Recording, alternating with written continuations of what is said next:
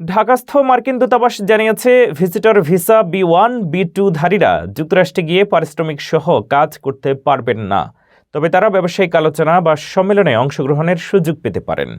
এই নিয়মের বিস্তারিত সতর্কতা এবং পরবর্তী প্রভাব জানতে পুরো রিপোর্টটি দেখুন। ঢাকাস্থ মার্কিন দূতাবাস জানিয়েছে B1 ব্যবসায়িক ও B2 পর্যটক ও চিকিৎসা ভিসাধারীরা যুক্তরাষ্ট্রে গিয়ে কোনো ধরনের পারিশ্রমিক সহ কাজ করতে পারবেন না। তাদের ভিসা শুধুমাত্র সীমিত উদ্দেশ্যের জন্য ব্যবহার করা যায়।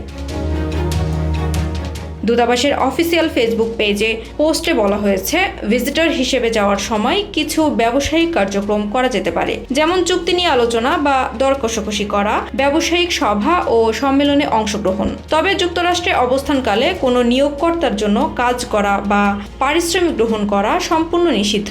দূতাবাস আরও সতর্ক করেছেন যে ভিসার সঠিক ব্যবহার করা প্রত্যেক ভিসাধারীর ব্যক্তিগত দায়িত্ব।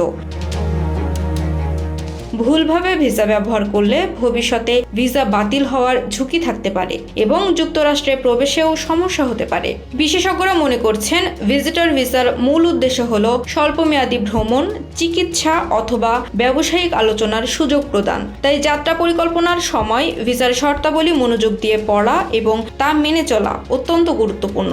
এই নির্দেশনার ফলে প্রবাসীরা সচেতন থাকবেন এবং যুক্তরাষ্ট্রে ভিসা শর্ত লঙ্ঘন থেকে বিরত থাকতে পারবেন।